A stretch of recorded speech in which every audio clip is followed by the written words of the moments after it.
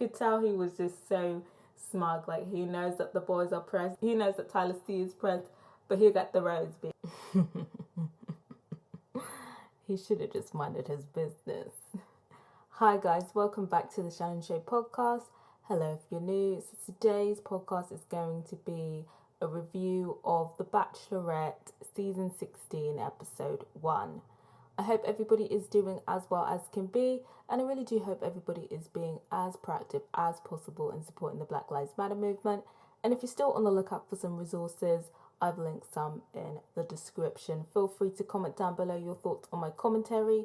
I'm always up for a chat, I'm always up for a debate. And if you like this video, give it a thumbs up. And if you didn't, give it a dislike. No hard feelings. And if you really like this video, consider subscribing to the channel and helping your girl out. So, The Bachelorette. We are back for a new season.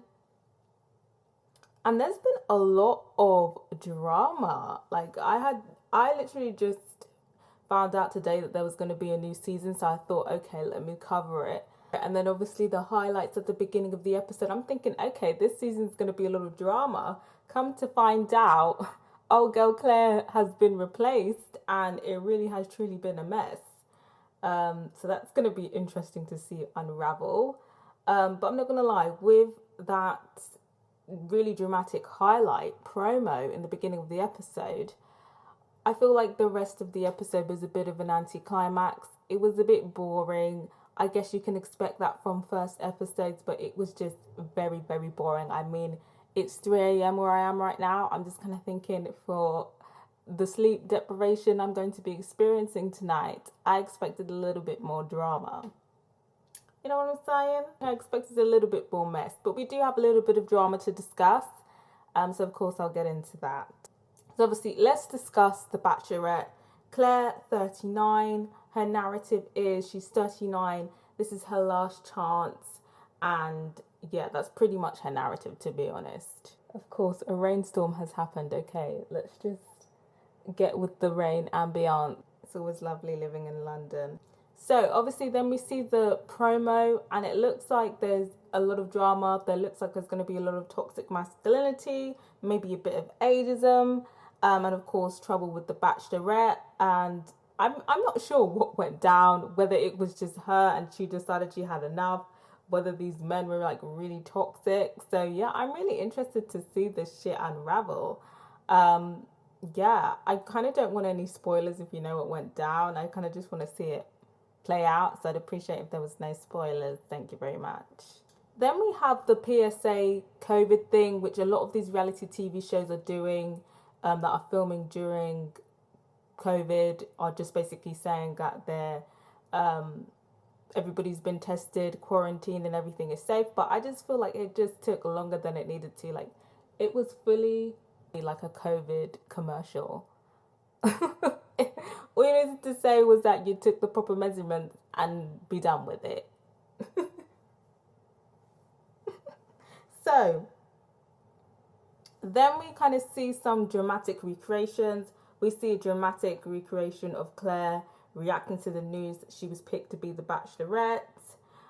We also find out she has had a history of being on reality TV, specifically dating shows, and she hasn't done too well.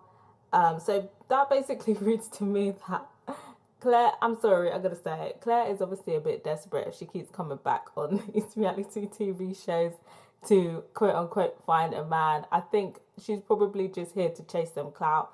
I mean, it's a quick way to make some quick cash, you know, some Insta fame, some Insta followers, get that influencer money. So I don't blame her, to be honest. Get your bag, sis. But it's very telling. But, you know, if she generally is on this show to find love and not to find clout, it's very concerning. And then of course, again, more kind of dramatic recreation. It feels like her whole storyline is just this sob story. She's old, her parents, one of her parents is deceased, her mother is sick, and she just wants to, find a man in time. And I'm sorry, that shit was just boring. it's boring and it's overdone. Sorry about it, I have to say. It's just like, okay, we get it now, sis. Pretty much it's the ceremony, the first impression ceremony.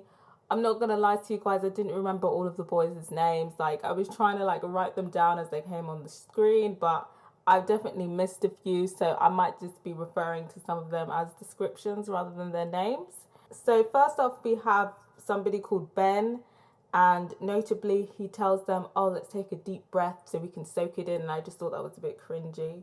Then we have Riley. He's an attorney. He came in strong with that line. He let Claire know, I'm an attorney, I got a good job, I got some money, honey. And I feel like he left a reasonable impression with that. Then we have an Asian looking guy. I can't remember his name. Kind of an average impression.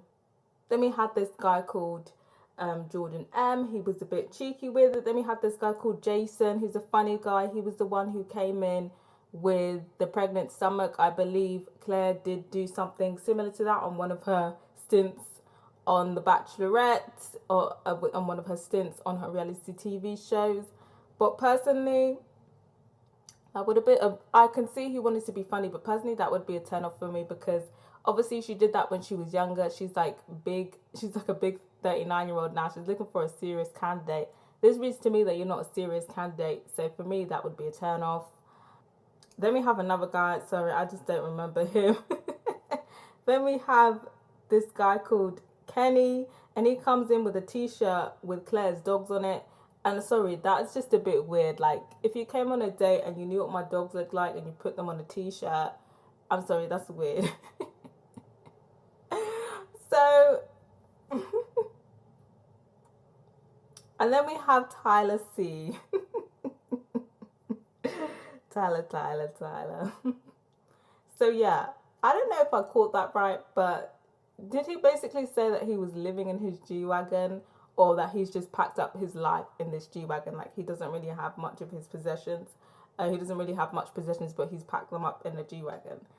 I wasn't sure what he meant. Because if he's living in his car, that's a bit concerning. And if all of his possessions fit in a G-Wagon, that's a bit concerning as well. But I guess, you know, minimalist lifestyle was in these days. Then we have Bennett. He pulls up in a Rolls Royce. He's looking suave. The boys are definitely pressed. He's like, oh, who does he think he is, pulling up in a Rolls Royce? And yeah, I want to see what Bennett is saying, because he was looking like money shaddy. Looking like he was had a stable job and could provide, you know, good qualities.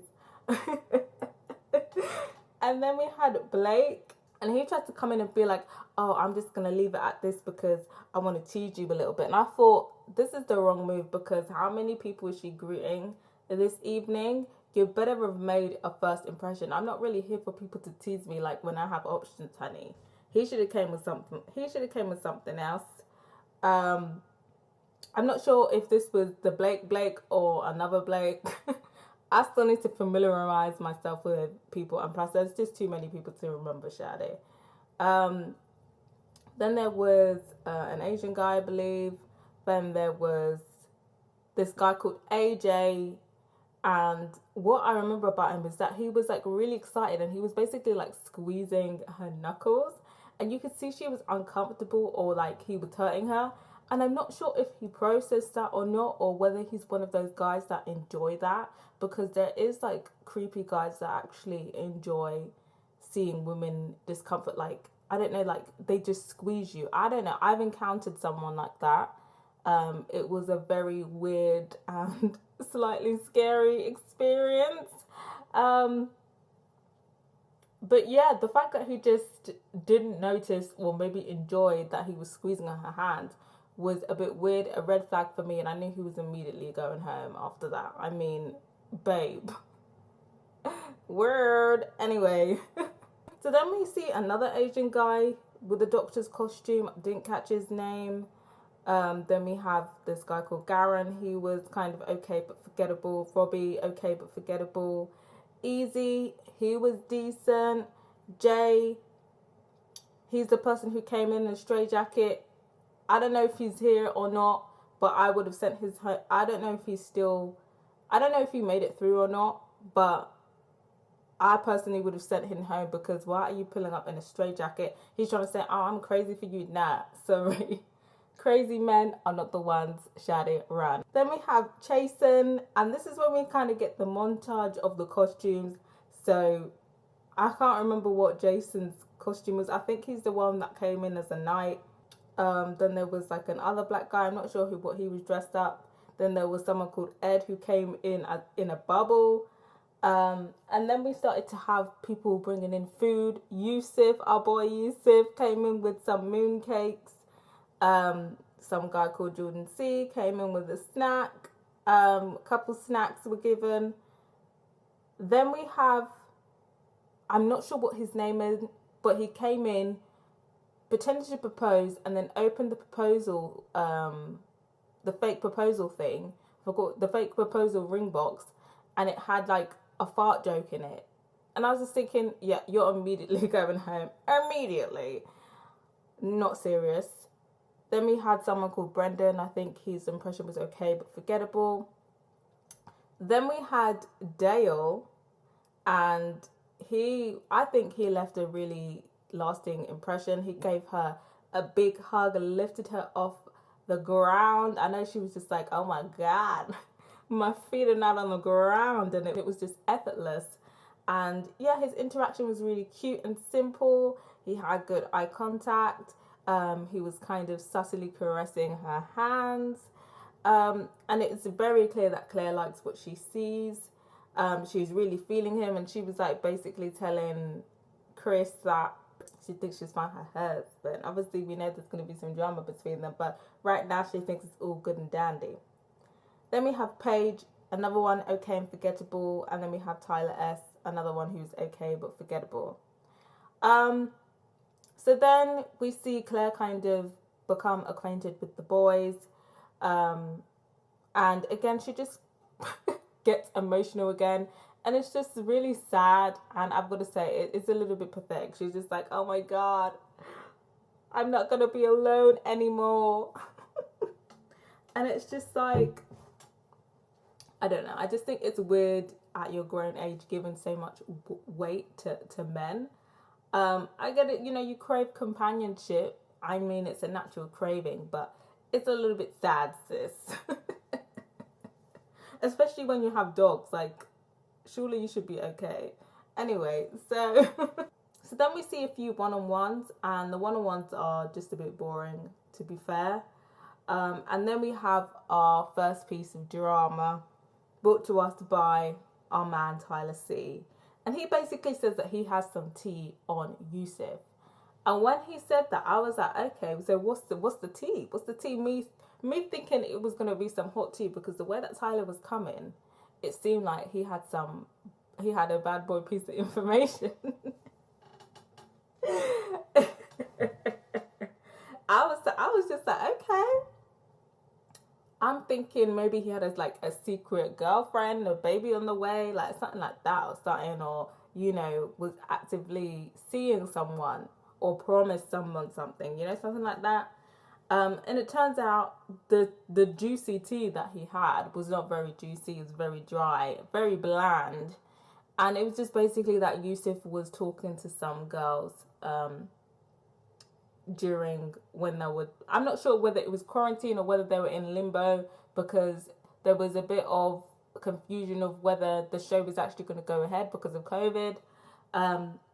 But he just basically said that he doesn't think his intentions are pure. And I basically just feel like Tyler C should have managed his own business. I mean, who's to say?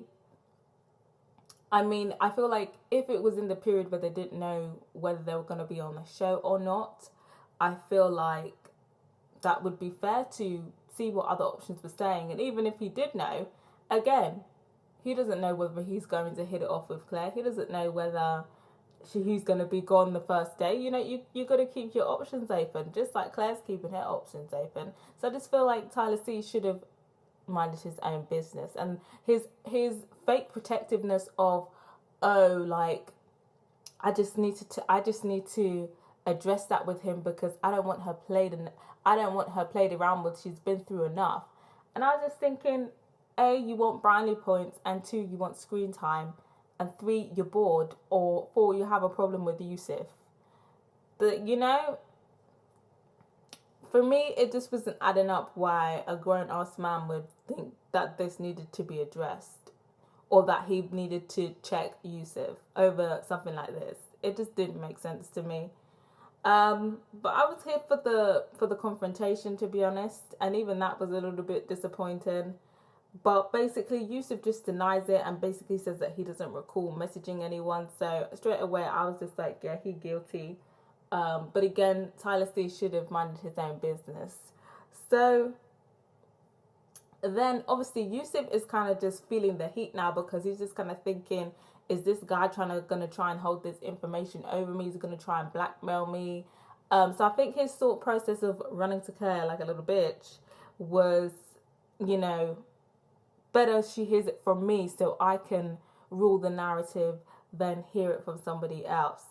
So he basically runs to Claire and was like, basically, Tyler C's chatting shit about me, so I want to set this record. I want to set the record straight before you hear it from somebody else. Then Claire decides she's gonna bring Tyler C to this conversation so that they can hash it out. And basically, it's just the same thing. Tyler C is basically saying he doesn't think his intentions are pure. He just wanted to make sure, something along those lines. Yusuf again is denying it. And honestly, Yusuf, I feel like Yusuf just made him look even more sus and even more guilty when he was like, well, one thing's for sure is that I don't have a girlfriend. When really he's just said one thing's for sure is that I'm not really talking to anyone seriously, or I was never talking to anyone seriously. But to say you don't have a girlfriend, I mean, in this day and age, it's not like you have a courtship anymore. It's kind of just like, even if you're just talking to someone, you could still be, fucking. So it's just like, what is that meant to mean, Shadi? Like, are you fucking with someone or not? So yeah, I just feel like Yusuf kind of did look a little bit guilty. But again, you two are grown men. And the fact that you are actually bringing this to Claire, a grown woman, for me, it was not a great look. Obviously, the boys are kind of bitching in the back, like, this is stupid, and they're wasting her time, and that, Easy was like, if I was Claire, I would have sent both of them home, because what the fuck is this? They're not serious. And I have to agree with Easy. I think for me personally, if I was dealing with this type of behavior, I would have sent both of them home, both of them, period. Because I don't buy that Tyler was trying to be genuine and actually wanted to help me out. You obviously just want brownie points, and you obviously want to stay here longer. Then we see a first kiss between Claire and Blake. So basically, Blake had reached out to Claire during the period where they weren't allowed to have communication because she was going through some stuff, even though it wasn't allowed, and she really admired that. But one thing to note was when she was telling him that, oh, you broke the rules, I feel like he was a bit nervous, like he thought he was going to get kicked off. Like he was just like, oh shit. But yeah, she's just saying how much she appreciated it, and then they kissed. And then she gave out the rose of the first impression rose. And the thing is, Blake and Dale were sitting in basically the same area. So obviously she's going around, with the rose ready to give it. And, Blake is probably thinking like, yeah, I've secured that because we just kissed. And then she kissed the rose to Dale. And you could just tell that Blake was pissed. Like, he was pressed. And I just think it's a little bit cheeky. Like, you were the only one who did that, and that was so important to me. And then you give another man a rose. I feel like Claire kind of led Blake on a little bit. I felt like I was a little bit cheeky. So, but what do you guys think? Do you think Claire was entitled to pick whoever she wants, or do you feel like she kind of led Blake on a little bit? I'd be interested to hear from you guys. And then we have the first cut. And instantly, obviously, I was thinking it's going to be Tyler C and Yusuf amongst the people who are getting the cut. So I was interested to see their faces of disappointment. So then obviously we commenced the ceremony. I'm just going to talk about who was in the bottom. There's too many people to go through the list. But obviously throughout the ceremony, we hear some sound bites from, you know, some of the nervous contestants, but notably from Tyler C and Yusuf. And Tyler C basically is just like, oh, his intentions were pure. And I'm just kind of like, get the fuck out of here, Tyler. At least be real about it. Just be like, you wanted to knock out the competition. Let's be real about it. Does anyone, but I'd be interested to hear from people who actually think Tyler C was being genuine. And then Yusuf was just basically like how, he hopes that Tyler C hasn't ruined it for him, and he's not going to let Tyler C ruin it for him. So then we get down to the last rose. And, you know, the way that the camera is moving, I had a feeling that it was the last rose was either going to go to Tyler C or Yusuf. But I kind of thought it was going to go to Tyler C, because I feel like in that whole exchange, Yusuf was very sus. Like, he was very sus. But she ended up giving the rose to Yusuf.